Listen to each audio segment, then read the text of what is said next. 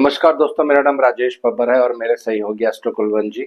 हम दोनों मिलकर ये चैनल रन करते हैं। तो आज चौथा पार्ट है ताराबल सीरीज का। आज मैं बात करूंगा शेमा नक्षत्र यानी शेमा तारा, सॉरी नक्षत्र नहीं। क्या इसमें आपको परिणाम मिलने वाला है, कैसे इसको कुंडली में देखा जाता है। तो पहले की 3 वीडियोस आप देख सकते हैं। अगर आप ताराबल सीरीज सीखना चाहते हैं तो पहले की 3 वीडियोस आप जरूर देख लीजिए, जिसमें जन्म नक्षत्र, संपत तारा, उसके बाद फिर विपत तारा जो कल मैंने वीडियो बनाई थी। तो आज बात करेंगे शेमा तारा की, क्या होता है शेमा तारा, कैसे इसको आपको यूज करना है अपने बर्थ हॉरोस्कोप में, कुंडली में कैसे प्रयोग करना है, ये सारा आज मैं यहाँ पे आपको बताने वाला हूँ। अब मेरी जो वीडियोस हैं रेगुलर बेसिस पे अपलोड होंगी, क्योंकि बहुत टाइम से थोड़ा सा मेरा हेल्थ इशू का प्रॉब्लम था, जिसकी वजह से गैप पड़ गया है मेरे वीडियोस में, लेकिन अभी रेगुलरली वीडियोस अपलोड होंगी। तो आज की वीडियो शुरू करने से पहले भगवान गणेश जी से आराधना करूंगा, सबके घर में सुख और शांति बनाए रखें। भगवान शनिदेव से आराधना करूंगा, सबके घर में सुख और शांति बनाए रखें। अगर आप हमारे चैनल पर नए हैं तो प्लीज हमारे चैनल को सब्सक्राइब जरूर करिए। तो लास्ट कल जो मैंने एग्जाम्पल लिया था, अगर चंद्रमा अपने ही नक्षत्र में है तो वो जन्म तारा में आ जाते हैं। चंद्रमा के बाद दशा आती है मंगल देव की, तो ये संपत तारा में आते हैं। उसके बाद दशा आती है राहु देव की, तो ये विपत तारा में आते हैं। उसके बाद दशा आती है बृहस्पति देव की, तो ये बन जाएंगे शेमा तारा। शेमा तारा क्या होता है पहले ये थोड़ा सा समझ लेते हैं, क्योंकि ये प्रेडिक्शंस में काम आएगा। कोई भी चीज जब बिल्कुल पूर्ण हो जाती है, कोई चीज आप प्लान कर रहे हैं, बहुत टाइम से उसमें रुकावट आ रहा है, पूर्ण नहीं हो रही है, तो जो भी ग्रह शेमा नक्षत्र में बैठा होता है यानी शेमा तारा में बैठा होता है, उस समय उस ग्रह की महादशा या अंतरदशा में आपका कार्य जो है वो पूर्ण हो जाता है, कार्य सिद्ध हो जाता है। गाड़ी लेने का आपका प्लान है, तो अगर जैसे ही आपकी प्रत्यंतर दशा या अंतरदशा चेंज होती है, उस पीरियड में फिर चीजें पूरी होने लग जाती हैं। घर लेने का आपका प्लान है, बहुत टाइम से प्लान कर रहे हैं, फाइनलाइजेशन नहीं हो रहा है, लेकिन जैसे ही कोई दशा चेंज होती है तो आप अचानक देखते हैं सब चीजें फाइनल हो जाती है, ट्रैक पे आ जाती हैं।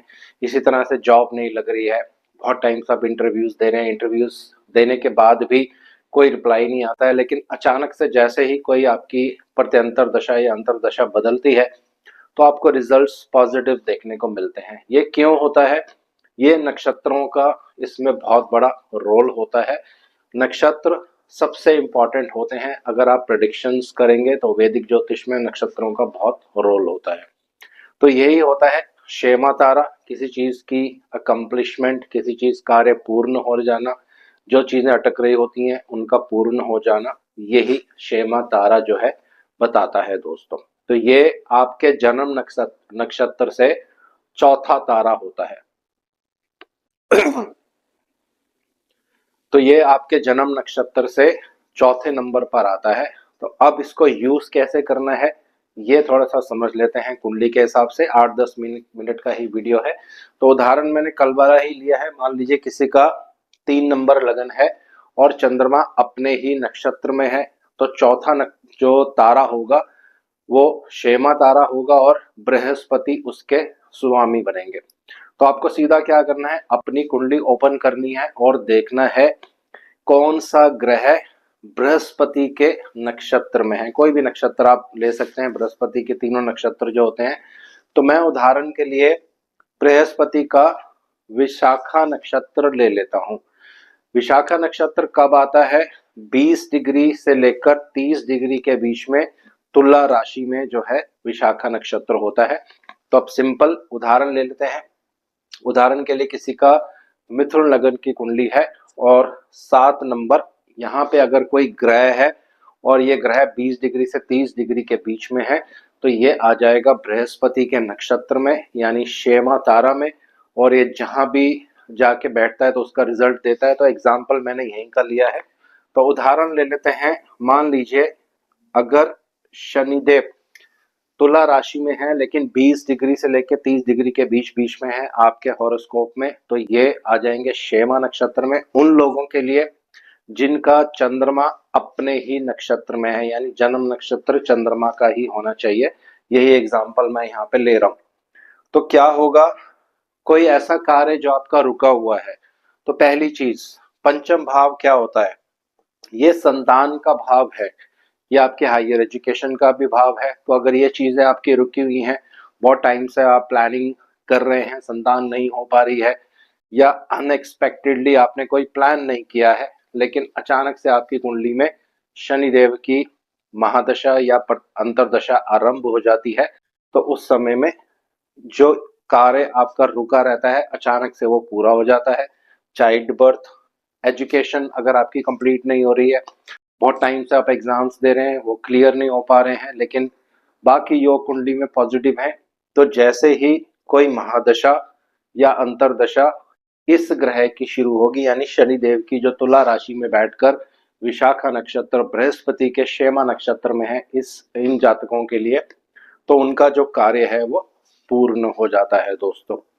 दूसरा, सेम रूल जैसे मैंने आपको कल बताया था, जहां पे ये दृष्टि डालेंगे वहां भी लाभ देंगे। तो पहली दृष्टि अगर शनिदेव यहाँ बैठे हैं, तो तीसरी दृष्टि विवाह के घर में पड़ने वाली है, ट्रेवल के घर में पड़ने वाली है, नेम एंड फेम भी आपको यहाँ से मिल सकता है। तो ये सारी चीजें भी अगर आपकी रुकी हुई हैं, कोई प्रमोशन आपका रुका हुआ है, तो इस पीरियड में ये सारी चीजें आपकी पूर्ण हो जाएंगी।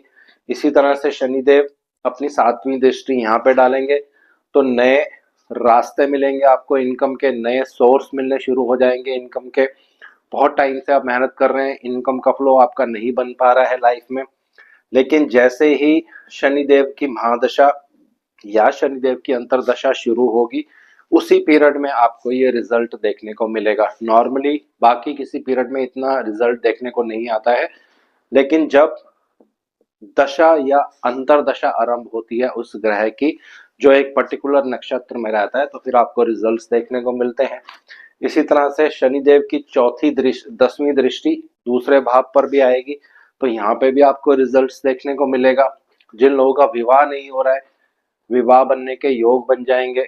जो लोग घर से दूर जाके कहीं ट्रैवल करना चाहते हैं, कहीं काम करना चाहते हैं, तो ये उनके लिए बहुत ही पॉजिटिव समय होगा, क्योंकि दूसरा घर जो होता है ये पैसे का भाव होता है। अगर बहुत टाइम से आपका कार्य रुका हुआ है, कहीं पैसे अटके हुए हैं, पैसे नहीं आ पा रहे हैं, या आपके जो पेमेंट्स हैं वो स्ट्रक हैं, जैसे ही ये दशा और अंतरदशा आरंभ होगी शनिदेव की, क्योंकि ये एक शुभ तारा में है, नक्षत्र वाइज मैं प्रेडिक्शंस कर रहा हूँ यहाँ पे, तो ये बहुत ही अच्छा इन सारे भावों में रिजल्ट्स जो है वो देने वाले हैं दोस्तों। इसी तरह से इसको आप गोचर में भी यूज कर सकते हैं।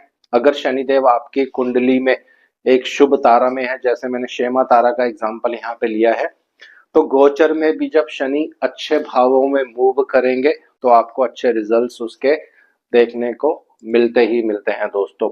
उसके साथ साथ कोई शुभ ग्रह जब इनके ऊपर गोचर भी करेगा, उदाहरण के लिए बृहस्पति जब इनके ऊपर गोचर करेंगे, और ये बृहस्पति जब सेम विशाखा नक्षत्र में ही गोचर कर रहे होंगे, तो फिर आपको बहुत अच्छे परिणाम देखने को मिलेंगे पंचम भाव से रिलेटेड। हायर एजुकेशन, हायर विद्या, नॉलेज का बढ़ना, ज्ञान का बढ़ना, नेम एंड फेम मिलना, चाइल्ड बर्थ, ये सारी चीजें आपको पॉजिटिविटी इसमें देखने को मिलेगी। इस सब को हम डिविजनल चार्ट्स में भी यूज कर सकते हैं, इसके ऊपर भी आने वाले टाइम में मैं सीरीज बनाने वाला हूँ। इसको नवमांश में भी यूज कर सकते हैं, इसको दशमांश में भी यूज कर सकते हैं। जिस भी डिविजनल चार्ट को आपको एनालाइज करना है, D7 चार्ट में इसको यूज कर सकते हैं। अगर चाइल्ड बर्थ के बारे में आपको देखना है, तो ये जो है बहुत ही एक शुभ तारा मानी जाती है। जन्म नक्षत्र से जो चौथा नक्षत्र होता है, ये बहुत ही महत्वपूर्ण होता है। अब इसको एक और उदाहरण से समझ लेते हैं, ताकि कंफ्यूजन थोड़ा सा दूर हो जाएगा। यही उदाहरण ले लेते हैं। मान लीजिए इस जातक के लिए चंद्रमा जो है मंगल के नक्षत्र में है, तो वो बन जाएंगे जन्म तारा, यानी मंगल जो है आपके जन्म तारा नक्षत्र में आ जाएंगे। मंगल के बाद दशा आती है राहु देव की, तो राहु देव संपत तारा में आ जाएंगे। राहु देव के बाद दशा आएगी गुरुदेव की, बृहस्पति देव की, तो ये आ जाएंगे विपत तारा में।